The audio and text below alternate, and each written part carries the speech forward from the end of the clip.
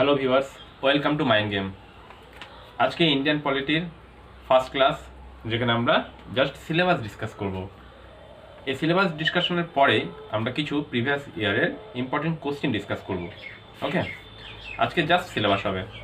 এইভাবে করে ছোট ছোট ভিডিও আপলোডের মাধ্যমে, ছোট ছোট ভিডিওর মাধ্যমে পুরো ইন্ডিয়ান পলিটিকে কমপ্লিট করানো হবে।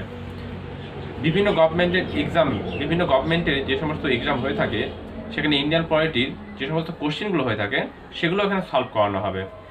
এক কথায় পুরো ইন্ডিয়ান পলিটিকে কভার করানো হবে। আজকে পুরো সিলেবাস আমরা ডিসকাস করব। এর পরের দিন থেকে, নেক্সট ডে থেকে আমরা টপিকসগুলোকে ডিসকাস করবো ভালোভাবে। ওকে, আজকে তাহলে আমাদের কী হবে, ইন্ডিয়ান পলিটির জাস্ট সিলেবাস ডিসকাশন হবে। ইন্ডিয়ান পলিটি,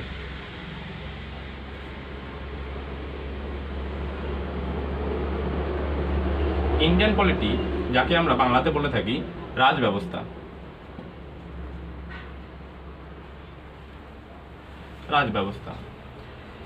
এই রাজব্যবস্থা যেন সঠিকভাবে পরিচালনা করতে পারে সেই জন্য ভারতে লেখা হয়েছে ভারতীয় সংবিধান, যাকে আমরা বলি ইন্ডিয়ান কনস্টিটিউশন।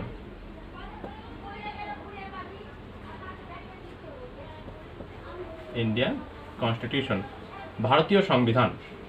তাহলে ইন্ডিয়ান পলিটি আমার কি হলো? ইন্ডিয়ান পলিটি আমার রাজব্যবস্থা, এবং সেই রাজব্যবস্থা যেন সঠিকভাবে পরিচালনা করা যায় সেই জন্য লেখা হয়েছে ভারতে সংবিধান, যেটাকে আমরা বলি ইন্ডিয়ান কনস্টিটিউশন। ওকে, আজকে আমরা জাস্ট ইন্ডিয়ান পলিটির সিলেবাসটাকে ডিসকাস করব। ইন্ডিয়ান পলিটি যদি আমরা সিলেবাস ডিসকাস করি তো প্রথমেই দেখতে পাবো যে ইন্ডিয়ান পলিটির সিলেবাস যেটা আমার হিস্ট্রির লাস্ট চ্যাপ্টার, আর সেটা আমার ইন্ডিয়ান পলিটির ফার্স্ট চ্যাপ্টার হয়ে দাঁড়িয়ে। কারণ হচ্ছে সংবিধানে যদি আমি বিকাশ দেখি, সংবিধান কিভাবে বিকাশ হলো আমাদের ভারতে, তো সেটা সম্পূর্ণভাবে ইংরেজের আমলের সাথে সম্পর্কযুক্ত। সে কারণেই সিলেবাসে প্রথমে যদি আমরা দেখি তো দেখতে পাবো যে ডেভেলপমেন্ট অফ ইন্ডিয়ান কনস্টিটিউশন, ভারতের সংবিধানের বিকাশ। ভারতের সংবিধানের বিকাশ কী করে হলো সেটা আমাকে প্রথমেই পড়তে হবে first chapter. Okay, development of Indian constitution.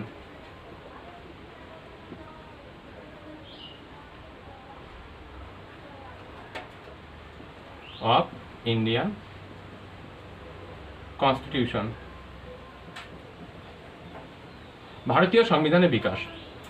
ভারতীয় সংবিধানের বিকাশকে আমরা দুটো ফেজে ভাগ করে পড়ি, আমরা পড়ি, দুটো ভাগে এটাকে ভাগ করে নিই। কি কি ভাগ আমরা করি? একটাকে আমরা বলি কোম্পানি রুল, যেটা আমরা পড়বো 1773 থেকে ঠিক 1857 সাল পর্যন্ত। কারণ 1857 সালে মহাবিদ্রোহ হবে, এবং 1857 সালের পরেই 1858 সালে কী হবে, কোম্পানির সমস্ত পাওয়ার ব্রিটেন পার্লামেন্টের হাতে চলে যাবে। ব্রিটেন পার্লামেন্টের হাতে যখন চলে যাবে তখন আমার কী হবে, ক্রাউন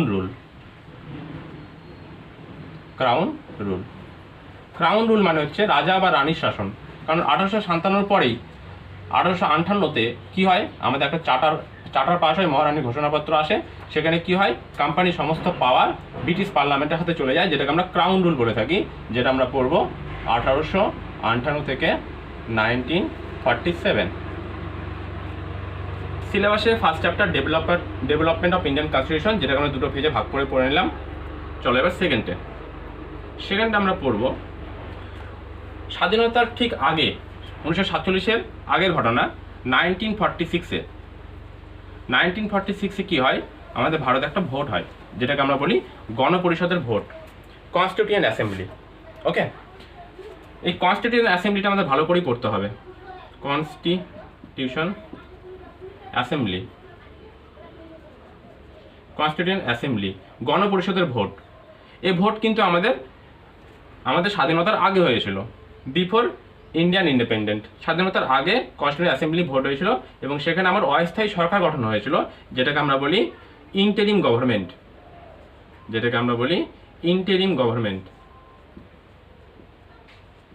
ইন্টারিম গভর্নমেন্ট মানে হচ্ছে আমার অস্থায়ী সরকার, ইন্টারিম গভর্নমেন্ট। এই ইন্টারিম গভর্নমেন্টে আমরা কী কী পড়বো? এই গভর্নমেন্টে বিভিন্ন মিনিস্টার পদগুলো দেওয়া হয়েছিল। কে কোন মিনিস্টার পদে ছিল, যেমন রেলমন্ত্রী কে ছিল, ডিফেন্স মিনিস্টার কে ছিল, সে সময় পিএম কে ছিল, এই সমস্ত জিনিসগুলো আমরা এখানে পড়বো, যেটা হচ্ছে ইন্টারিম গভর্নমেন্টে ভেরিয়াস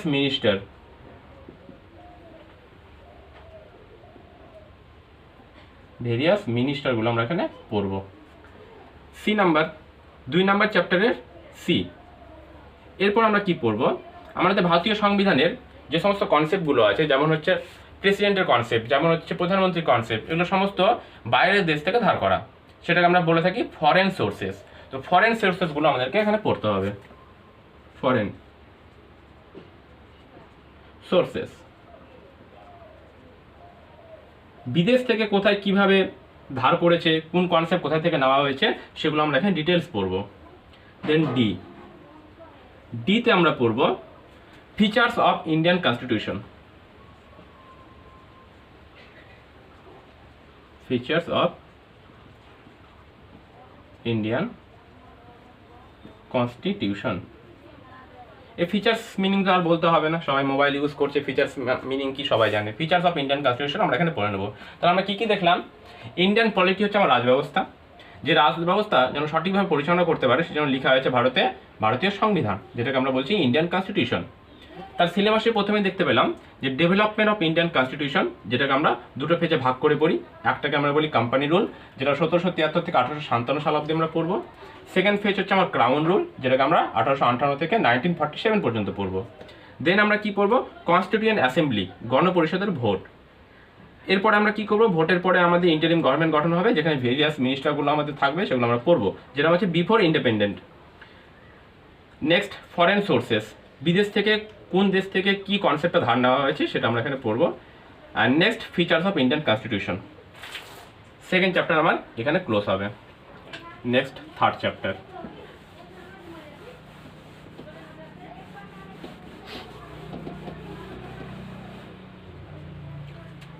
থার্ড চ্যাপ্টার এখানে আমরা পড়ব প্রিয়াম্বল অ্যান্ড শিডিউল। প্রিয়াম্বল একে বাংলাতে আমরা বলি প্রস্তাবনা, আর শিডিউলকে বাংলাতে আমরা বলি তপশিলি। এই প্রিয়াম্বলের কনসেপ্ট, এই প্রিয়াম্বল যেটা আছে এটা প্রত্যেকে আমরা জানি যে আমাদের যে সমস্ত গভর্নমেন্টের বুকগুলো আছে সেখানে প্রথম পেজে প্রস্তাবনাটা দেওয়া থাকে, উইথ দ্য পিপল এভাবে করে লেখা থাকে, আর বাংলাতে আমরা ভারতের জনসাধারণ এভাবে করে লেখা থাকে। শিডিউল তপশিলি, আমাদের বর্তমানে ভারতের সংবিধানে ইন্ডিয়ান কনস্টিটিউশনে 12টি তপশিলি আছে। এই 12টি তপশিলি সম্পর্কে আমরা এখানে পড়বো, ডিটেলস পড়বো। আজকে জাস্ট সিলেবাসটা লিখছি, শিডিউল সম্পর্কে আমরা ডিটেলস নেক্সট ভিডিওতে পড়বো। 4 নাম্বার চ্যাপ্টার আমরা কি পড়বো, সেখানে পড়বো আর্টিকেলস অ্যান্ড পার্টস। আর্টিকেল মানে হচ্ছে আমার ধারা। বর্তমানে আমাদের সংবিধানে, প্রথম অবস্থায় আমাদের সংবিধানে 395টি ধারা ছিল।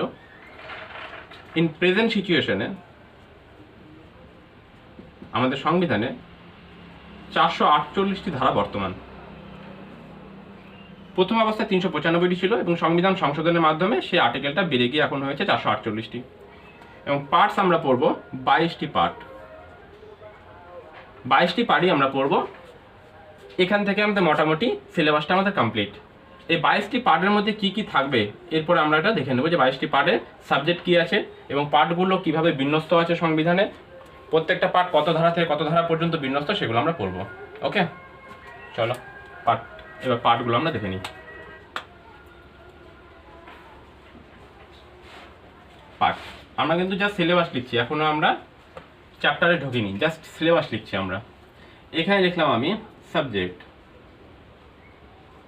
এখানে লিখলাম আমি পার্ট, এখানে লিখলাম আমি আর্টিকেলস।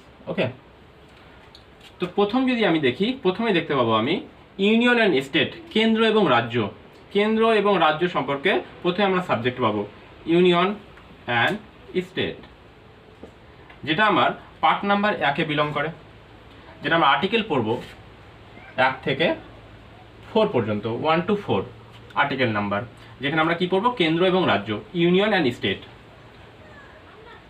2 নম্বরে যদি চলে যাই দেখতে পাবো আমরা সিটিজেনশিপ, নাগরিকত্ব।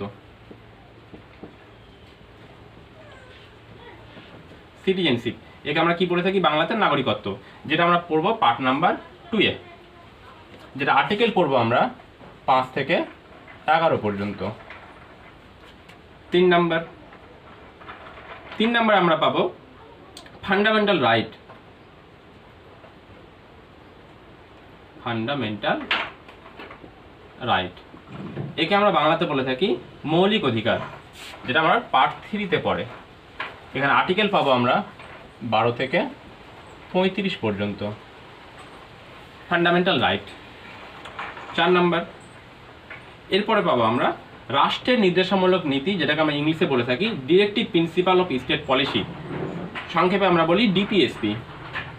ডিপিএসপি এর ফুল ফর্ম হচ্ছে directive principal of state policy, রাষ্ট্রের নির্দেশামূলক নীতি, যেটা পার্ট নাম্বার আমার 4-এ আসবে, যেটা আর্টিকেল নাম্বার আমি পাবো 36 থেকে 51 পর্যন্ত।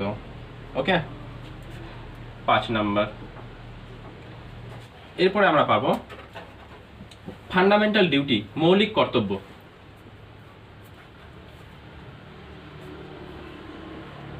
মেন্টাল ডিউটিস, মৌলিক কর্তব্য, যেটা আমরা পাবো পার্ট 4-এর এ, যেখানে আমি আর্টিকেল পাবো 51 একটি মাত্র আর্টিকেল। এই ফান্ডামেন্টাল ডিউটিস এই কনসেপ্টটা কিন্তু প্রথমে আমাদের ভারতে ছিল না। দেখতে পাচ্ছি পার্ট 4-এর এ, মানে এটা পরে ঢোকানো হয়েছে। কিভাবে ঢোকানো হয়েছে? সংবিধানের 42তম সাংবিধানিক সংশোধনী বিল, যাকে আমরা বলি 42 অ্যামেন্ডমেন্ট অ্যাক্ট, এটাকে আমরা এইভাবে করে লিখি অ্যামেন্ডমেন্ট, AM দিয়ে লিখলে 42 AM মানে 42 অ্যামেন্ডমেন্ট অ্যাক্ট 1976।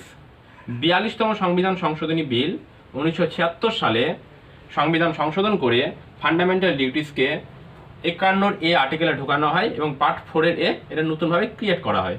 ওকে। দেন আমরা পড়বো ইউনিয়ন।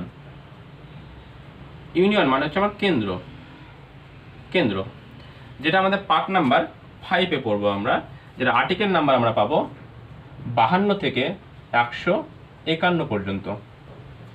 আর এই পার্ট 5 আমাদের সংবিধানের সব থেকে বড় part. It is the biggest part in our Indian constitution. It is the biggest part, biggest part of our constitution। আমাদের সংবিধানের সবথেকে বড় পার্ট হচ্ছে পার্ট নাম্বার 5, কারণ দেখতে পাচ্ছি এখানে 52 থেকে 151, দ্যাট মিনস কতগুলো আর্টিকেল এর মধ্যে এক্সিস্ট করছে। ওকে। নেক্সট,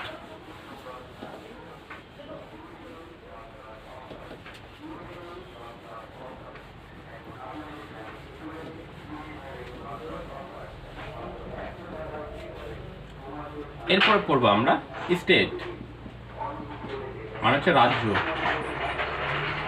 রাজ্য, যেটা আমার পার্ট নাম্বার 6-এর মধ্যে অবস্থিত। আর্টিকেল নাম্বার আমার যাবে 152 থেকে 237 পর্যন্ত। এখানে আমি মুখ্যমন্ত্রী পড়বো, এখানে আমি রাজ্যপাল পড়বো, এখানে বিধানসভা সম্পর্কে পড়বো, বিধান পরিষদ সম্পর্কে পড়বো। যদিও আমরা পরে এগুলো ডিটেলস পড়বো, আজকে জাস্ট সিলেবাসটা লিখছি। স্টেট। দেন পার্ট 7। পার্ট 7 বর্তমানে আমাদের সংবিধানে নেই, সেজন্য কেটে দিলাম। পার্ট 7-এর সাবজেক্টও নেই, আর্টিকেলও নেই। দেন পার্ট 8। পার্ট 8-এ আমরা পড়বো কেন্দ্র শাসিত অঞ্চল, যেটাকে আমরা বলি union territory. Union territory, union territory মানে হচ্ছে কেন্দ্র শাসিত অঞ্চল। যেমন হচ্ছে আমাদের এখানে আমরা কি কি পড়বো? চণ্ডীগড়, লাক্ষাদ্বীপ, পুদুচেরি, দিল্লি, এই সমস্ত কেন্দ্রশাসিত অঞ্চলগুলো সম্পর্কে আমরা এখানে পড়বো ইউনিয়ন টেরিটরি, যেটা হচ্ছে পার্ট নাম্বার 8-এ বিলং করে। যেটা আর্টিকেল পড়বো আমরা 239 থেকে 241 পর্যন্ত আর্টিকেল নাম্বার। ওকে। দেন আমরা পড়বো তারপরে পার্ট নাম্বার 9 এবং 9-এর এ, দুটো পার্ট এখানে ভাগ আছে, যার সাবজেক্ট আমরা বলি লোকাল গভর্নমেন্ট, স্থানীয় স্বশাসন, যাকে আমরা বলি লোকাল গভর্নমেন্ট। এই লোকাল গভর্নমেন্টকে দুভাগে ভাগ করে সংবিধান আমরা পড়ি। একটাকে বলি পার্ট 9, একটাকে বলি পার্ট 9A। পার্ট 9-এ যেটা আছে সেখানে আমি পড়বো পঞ্চায়েত। পঞ্চায়েত সম্পর্কে এখানে পড়বো, যেটা আমি আর্টিকেল পাবো 243-এর এ থেকে ও পর্যন্ত।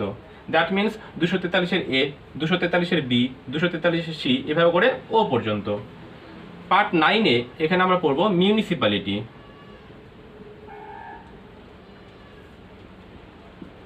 যেটা আমরা আর্টিকেল পাবো 243 পি থেকে জেড পর্যন্ত। এর মানে হচ্ছে লোকাল গভর্নমেন্টের মধ্যে টোটাল আমি 26টি আর্টিকেল পড়ব, এ থেকে জেড পর্যন্ত 26টি আর্টিকেল আমি এখানে পড়ব। যেখানে পার্ট 9 আমি পঞ্চায়েত পড়ব, পার্ট 9 এতে আমি মিউনিসিপ্যালিটি পড়ব। ওকে, দেন পার্ট 10 আমি পড়ব ST SC area, ST SC area, schedule tribe and schedule caste area, অঞ্চল সম্পর্কে পড়বো আমরা। যেটা আমরা একটি মাত্র আর্টিকেল পড়বো, সেটা হচ্ছে 244। ওকে, দেন পার্ট 11 অ্যান্ড 12 এই দুটোকে কম্বাইন করে আমরা পড়বো। যেটা আমরা বলি relation between union and state, কেন্দ্র এবং রাজ্যের মধ্যে সম্পর্ক। Relation between union and state, কেন্দ্র এবং রাজ্যের মধ্যে সম্পর্ক, যেটা আমরা পার্ট 11 অ্যান্ড পার্ট 12 দুটোকে কম্বাইন করে পড়বো। যেটা আর্টিকেল পড়বো আমরা 245 থেকে 300 পর্যন্ত। ওকে, চলো এটা মেটাতে হবে।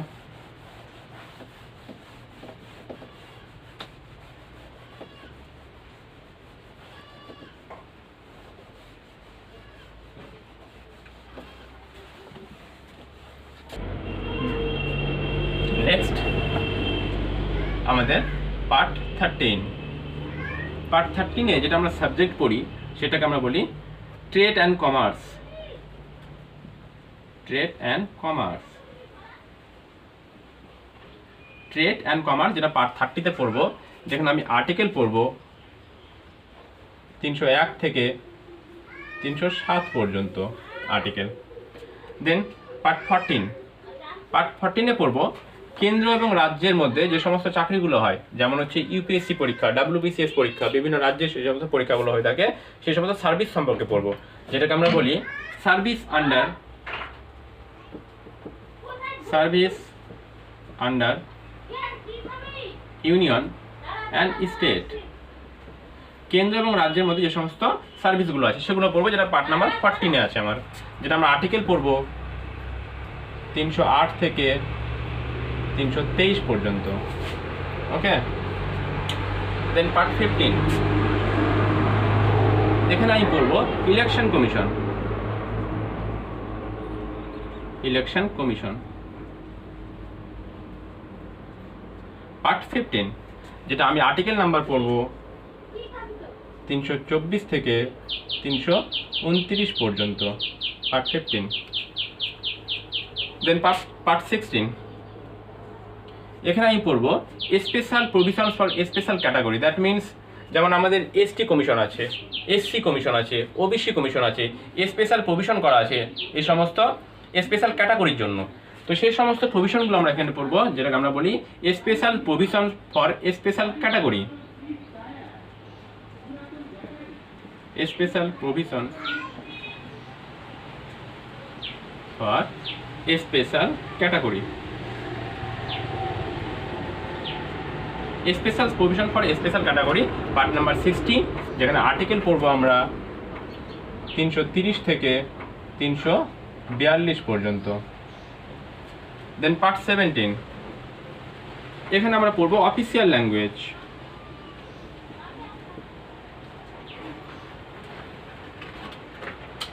অফিসিয়াল ল্যাঙ্গুয়েজ পার্ট 17, যেখানে আর্টিকেল পড়বো আমরা 343 থেকে 351 পর্যন্ত। ওকে, তাহলে কি কি দেখলাম এখানে? পার্ট 13 যেখানে আমি ট্রেড অ্যান্ড কমার্স পড়বো 301 থেকে 307। Part 14 service under union and state, যেখানে 308 থেকে 323। পার্ট 15 ইলেকশন কমিশন, যেটা আমি পড়বো 324 থেকে 329। পার্ট 16 যেখানে আমি পড়বো special provision for special category, যেটা 330 থেকে 342। পার্ট 17 যেখানে পড়বো আমি অফিসিয়াল ল্যাঙ্গুয়েজ, যেটা আমরা পড়বো 343 থেকে 351 পর্যন্ত। ওকে, চলো নেক্সট।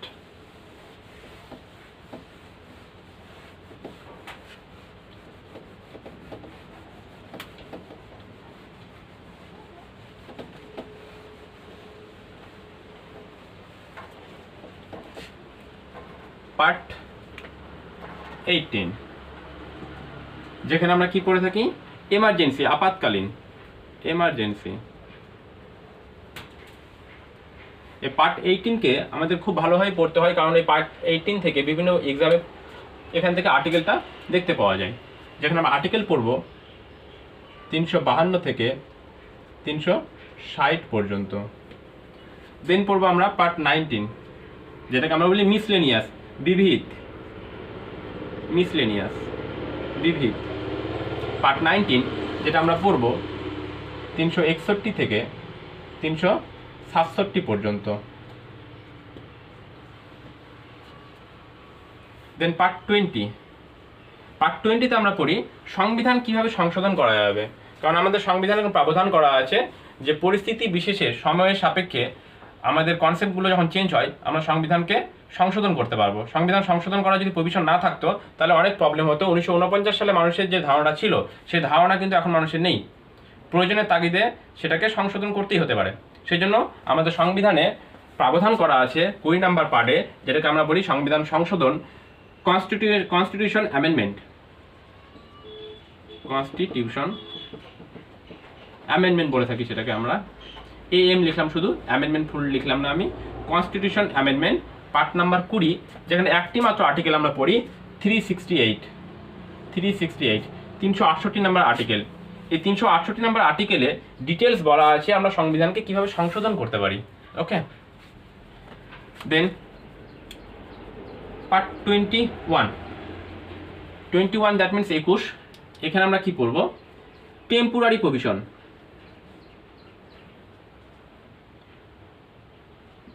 প্রভিশন, অস্থায়ী যে সমস্ত প্রভিশনগুলো আছে, প্রভিশন,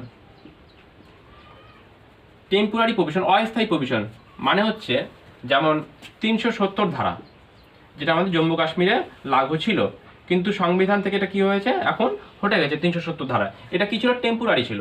তেমনই আমাদের নর্থ ইস্টে যে সমস্ত স্টেট আছে, যেমন হচ্ছে সিকিম, অরুণাচল প্রদেশ, এই সমস্ত স্টেটের জন্য কিছু টেম্পোরারি প্রভিশন আমাদের সংবিধানে করা আছে। সে সমস্ত টেম্পোরারি প্রভিশন আমরা পার্ট 21 পড়ে থাকি, যেখানে আর্টিকেল নাম্বার আমরা পড়ে থাকি 369 থেকে 392 পর্যন্ত। দেন পার্ট 22, যেখানে আমরা পড়ে থাকি শর্ট টাইটেল, শর্ট টাইটেল, যেটা আমরা আর্টিকেল নাম্বার পড়ে থাকি 393 থেকে 395 পর্যন্ত। এ হচ্ছে আমাদের পার্টের বিন্যাস, পার্টগুলো কীভাবে বিন্যস্ত আছে এবং সাবজেক্ট কী আছে এবং আর্টিকেল কোথা থেকে কোথায় সেটা বিন্যস্ত করে। এখান থেকে কোশ্চিন হয়েই যায় যে 360 নম্বর আর্টিকেল কত নম্বর পার্টে বিলং করে, বা এখান থেকে কোশ্চিন এরকম হয়ে থাকে যে 18 নম্বর পার্টের সাবজেক্ট কী, এমার্জেন্সি সম্পর্কে কত নম্বর পার্টে বলা আছে, এই সমস্ত এখান থেকে কোশ্চিন হয়ে থাকে। এটা কিন্তু জাস্ট আমার সিলেবাস, এখনও কিন্তু আমরা রাষ্ট্রবিজ্ঞান পড়া শুরু করিনি, ইন্ডিয়ান পলিটি শুরু করিনি, জাস্ট সিলেবাসটাকে আমরা রাইট ডাউন করলাম।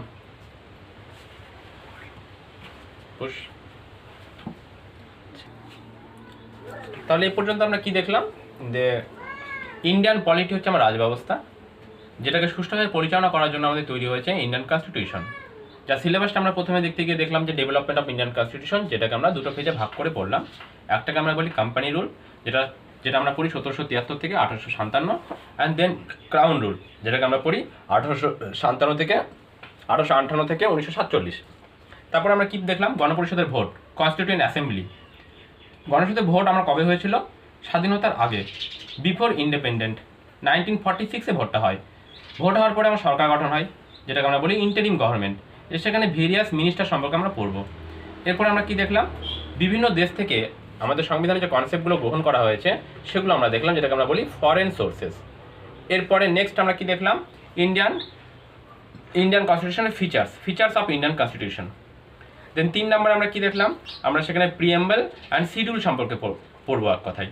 প্রিএম্বল অ্যান্ড শিডিউল মানে হচ্ছে তপশিলি, আর প্রিএম্বল মানে হচ্ছে প্রস্তাবনা। নেক্সট আমরা কি দেখলাম, আর্টিকেল অ্যান্ড পার্টস, যেখানে আমার 395টা প্রথম অবস্থায় আর্টিকেল ছিল, বর্তমানে কতগুলো আছে, 448টি, এবং পার্টস আছে আমার 22টি। এবং সেই 22টি পার্টের মধ্যে কিভাবে কোন কোন পার্টে কোন কোন সাবজেক্ট এবং সে পার্টগুলো কত নম্বর আর্টিকেল থেকে কত নম্বর আর্টিকেল পর্যন্ত বিন্যস্ত সেগুলো আমরা সম্পূর্ণ দেখলাম। নেক্সট আমরা চলে যাই। নেক্সট কমন একটা কোশ্চেন হচ্ছে হোয়াট ইজ কনস্টিটিউশন। একটা common question, what is constitution,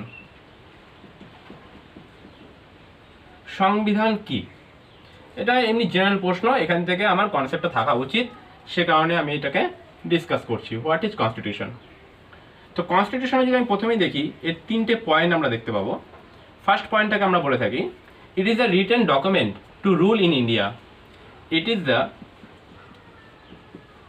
is the written document to rule in India. ভারতে শাসন করার জন্য একটা রিটেন ডকুমেন্ট আমি আমাদের সংবিধানকে বলতে পারি। 2 নম্বর পয়েন্ট কি বলতে পারি, যে আমাদের সংবিধান আমাদের মৌলিক অধিকারকে ব্যক্ত করে। ইট represent hour fundamental right.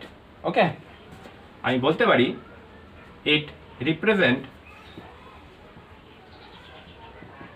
Hour fundamental right. আমাদের ফান্ডামেন্টাল রাইটকে রিপ্রেজেন্ট করে আমাদের কনস্টিটিউশন। 3 নম্বর পয়েন্ট কি বলতে পারি, 3 নম্বর পয়েন্ট হচ্ছে কনস্টিটিউশন হচ্ছে আমাদের গভর্নমেন্টের basic structure. It is the basic structure of government. যে কোনো সরকারের, ভারতের সরকারের আমাদের বেসিক স্ট্রাকচার আমরা বলতে পারি। It is the basic structure of government. GOVT লিখলাম, গভর্নমেন্ট। এই গভর্নমেন্ট ওয়ার্ডটা যদি দেখি আমি, এই গভর্নমেন্ট ওয়ার্ড দিয়ে আমি কিছু ব্যাখ্যা করতে যাই। দেখি কি কি ব্যাখ্যা। গভর্নমেন্ট, আমাদের ভারতীয় সরকারের 3টে ইন্ডিভিজুয়াল বডি আছে।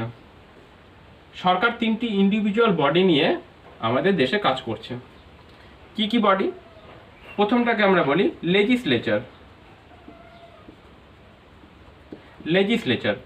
2 নম্বর আমরা কি বলি? এক্সিকিউটিভ। 3 নম্বর আমরা কি বলি? জুডিশিয়ারি। এগুলো বেসিক ইনফরমেশন, যা আমাদের গভর্নমেন্ট 3টে ইন্ডিভিজুয়াল বডি নিয়ে কাজ করছে, legislature, executive and judiciary. Legislature মানে হচ্ছে আমার আইন কক্ষ।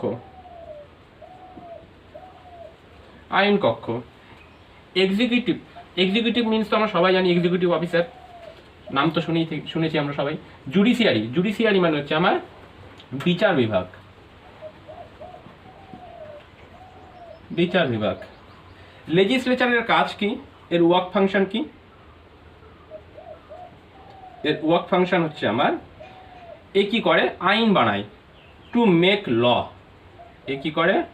আমাদের দেশে আইন বানায়। লেজিসলেচার যে বডি আছে আমাদের দেশে আইন বানায়, এবং সেই আইনকেই, সেই লকে মার্কেটে ইমপ্লিমেন্ট কে করে? আমাদের এক্সিকিউটিভ। এর তাহলে ওয়ার্ক ফাংশন কি হবে? To implement that law. Two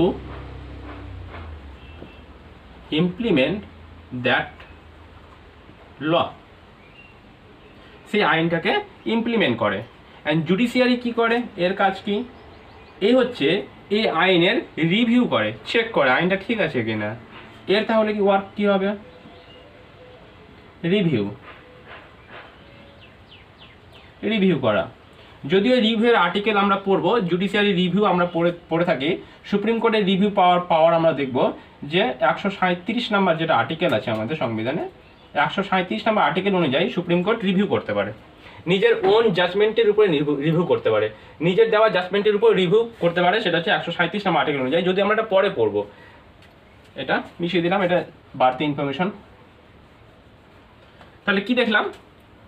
what is constitution? It is a written document to rule in India. এটা রিটেন ডকুমেন্ট ভারতে শাসন করার জন্য। ইট রিপ্রেজেন্ট আওয়ার ফান্ডামেন্টাল রাইট।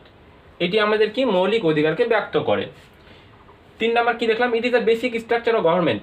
সরকারের বেসিক স্ট্রাকচার আমাদের কনস্টিটিউশন। এবং আমাদের গভর্নমেন্ট 3টে ইন্ডিভিজুয়াল বডি নিয়ে কাজ করছে দেশে। ফার্স্টকে আমরা কি বলি? Legislature, second executive, and third judiciary. Legislature, একে বাংলাতে আমরা বলি আইন কক্ষ।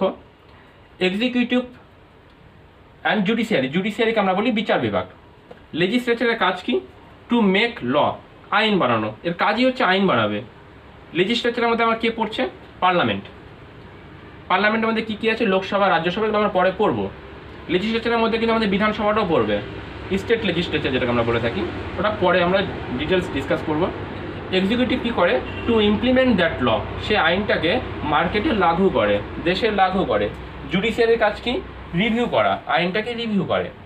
এ হচ্ছে তিনটে ইন্ডিভিজুয়াল বডি নিয়ে কাজ করে। এক কথা আমি বলতে পারি যে আমার কনস্টিটিউশন হচ্ছে এ গ্রুপ অফ ল। 4 নম্বর পয়েন্ট, আমাদের কনস্টিটিউশন হচ্ছে এ গ্রুপ অফ ল, একটা অনেকগুলো আইনের সমূহ। এটা আমরা বলতে পারি যে আমাদের constitution a group of law. চলো নেক্সট।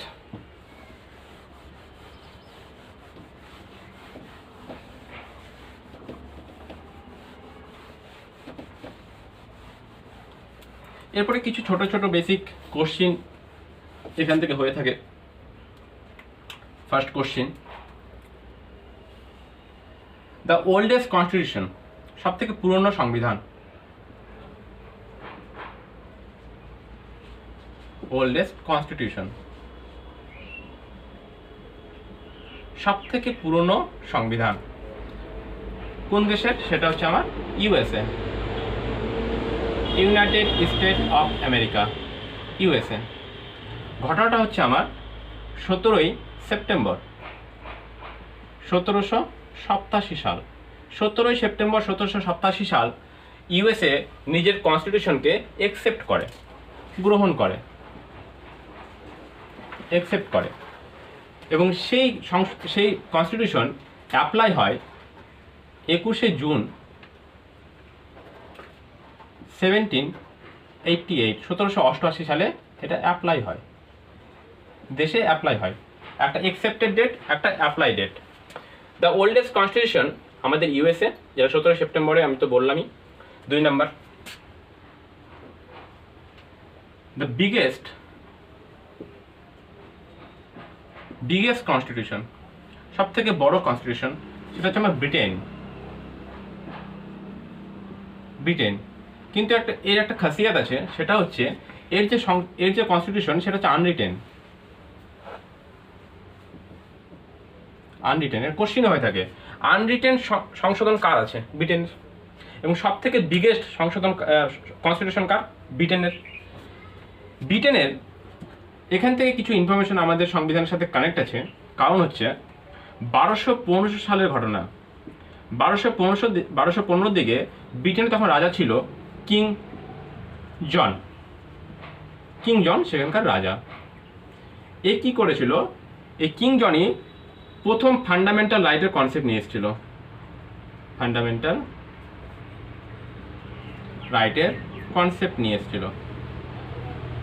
রাইটের কনসেপ্ট প্রথম ব্রিটেনেই লাগু হয়। যেটা কিং জন করেছিল 1215 খ্রিস্টাব্দে। ফান্ডামেন্টাল রাইট, দ্যাট মিনস হচ্ছে আমাদের মৌলিক অধিকার। এই মৌলিক অধিকার এটা কিন্তু ব্রিটেনে রিটেন অবস্থায় আছে। যদিও ব্রিটেনের কনস্টিটিউশন আনরিটেন, কিন্তু ফান্ডামেন্টাল রাইটটা রিটেন অবস্থায় আছে। এই সময় এই ফান্ডামেন্টাল রাইটকেই সেখানে বলা হতো ম্যাগনা কার্টা। ওকে, এখান থেকে কোশ্চেন কি হয়? ভারতীয় সংবিধানের কত নাম্বার পার্টটি ম্যাগনা কার্টা নামে পরিচিত? এদের কোশ্চেন হয়ে থাকে। তো আমরা কি জানি, আমাদের যে সংবিধান আছে সেখানে ফান্ডামেন্টাল রাইট সেটা হচ্ছে আমাদের পার্ট 3-তে আছে। পার্ট 3-তে, যেটা আমার 12 থেকে 35 পর্যন্ত বিলং করে আর্টিকেল নাম্বার। যদি কোশ্চেন হয়ে থাকে যে ভারতীয় সংবিধানের কত নাম্বার পার্টটি ম্যাগনা কার্টা নামে পরিচিত, আমরা কি বলবো? পার্ট 3। কেন বলবো? কারণ ব্রিটেনে ফান্ডামেন্টাল রাইটকেই ম্যাগনা কার্টা বলা হতো, যেটা 1215 সালে লাগু হয়, যেটা কিং জন লাগু করেছিল ব্রিটেনে। 3 নম্বর, দ্য লংগেস্ট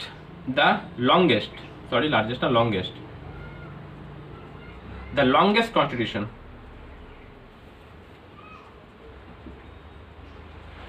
লংগেস্ট কনস্টিটিউশন যদি বলা হয় সেটা হচ্ছে আমাদের ইন্ডিয়া এবং রিটেন, লিখিত অবস্থায় written. The largest democracy,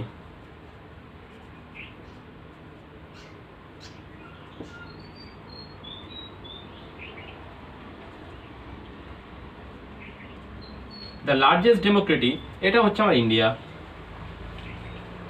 India democracy মানে হচ্ছে গণতন্ত্র, সব থেকে বড় গণতন্ত্র হচ্ছে আমাদের ইন্ডিয়া। দ্য স্মলেস্ট ডেমোক্রেসি,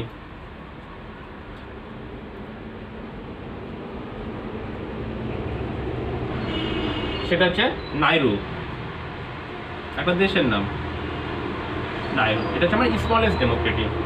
এখানে কি কি দেখলাম আমরা? দ্য ওল্ডেস্ট কনস্টিটিউশন হচ্ছে আমার ইউএসএ, যেটা 17শে সেপ্টেম্বরে 1787-তে অ্যাকসেপ্ট হয় এবং 21শে জুন 1788-তে অ্যাপ্লাই হয়। দ্য বিগেস্ট কনস্টিটিউশন সেটা হচ্ছে ব্রিটেন, যেটা হচ্ছে পুরোটাই আনরিটেন। কিন্তু 1215 সালে কিং জন, সেখানকার রাজা ছিলেন কিং জনই প্রথম ব্রিটেনের ফান্ডামেন্টাল রাইটের কনসেপ্টটা নিয়ে আসে এবং সেটা রিটেন অবস্থায়, সেটা রিটেন। আর এই ফান্ডামেন্টাল রাইটকেই ম্যাগনা কার্টা বলা হতো। সে কারণে ভারতীয় সংবিধানে পার্ট 3 ম্যাগনা কার্টা নামে পরিচিত। পার্ট 3 হচ্ছে আমার 12 থেকে 15 পর্যন্ত বিলং করে। দ্য লংগেস্ট কনস্টিটিউশন হচ্ছে আমার India. The largest democracy India. The smallest democracy Nauru. এগুলো শর্ট কোশ্চিন, স্ট্যাটিক জিকে হিসাবে এগুলো কোশ্চিন হয়ে থাকে। আগে এগুলো ডিসকাস করে নিলাম, পরবর্তীতে আমরা এগুলো ডিসকাস করব না, জাস্ট সিলেবাস নিয়ে আলোচনা করব। চলো নেক্সট।